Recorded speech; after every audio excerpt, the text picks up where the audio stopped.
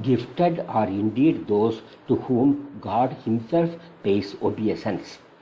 Our scriptures refer to several ideal couples like Sri Rama and Sri Sita, Satyavan and Savitri, Sri Krishna and Sri Rukmini, etc. It should be the endeavor of everybody to follow the footsteps of these ideal couples. Different types of marriages also have been described in the scriptures. The most recognized one is that which is based on consent and compatibility and conducted under an oath.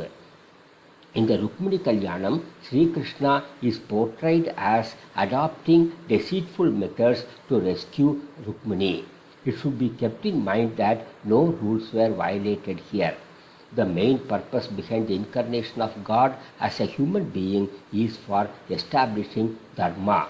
The union between the two represents the deep yearning of a devotee to take refuge in God.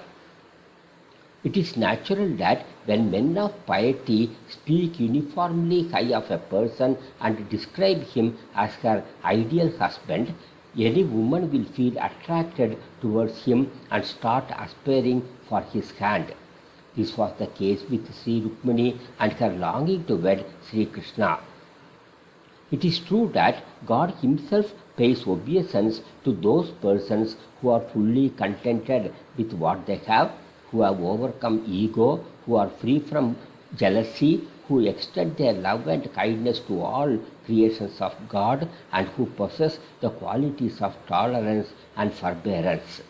The person who was deputed to convey her wish to the Lord by Sri Rukmini had all these qualities.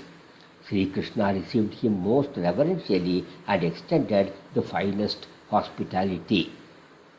After sending word to Sri Krishna about the intense love she has for him and the plans to give her in marriage to Sisupala against her wish, Sri Rukmini was waiting anxiously for the response of the Lord.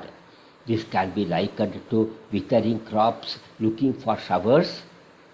When nothing was heard from Sri Krishna, all sorts of doubts started nagging Sri Rukmini. Perhaps she had some blemish or shortcoming which disqualified her from winning the hands of Sri Krishna. When at last she heard about the arrival of Sri Krishna in response to her plea, Sri Rukmini's joy knew no bounds. She started wondering how to express her gratitude to the pious old Vedic scholar who conveyed the message to her.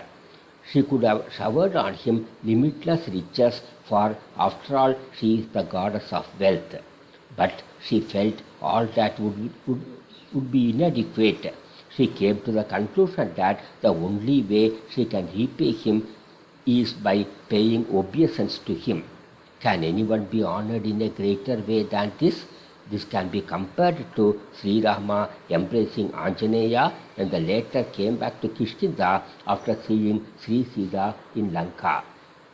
Sri Rukmini's message, consisting of 7 slokas, is but the quintessence of Bhagavad Gita. One can find therein the essence of bhakti, karma yoga, and saranagati.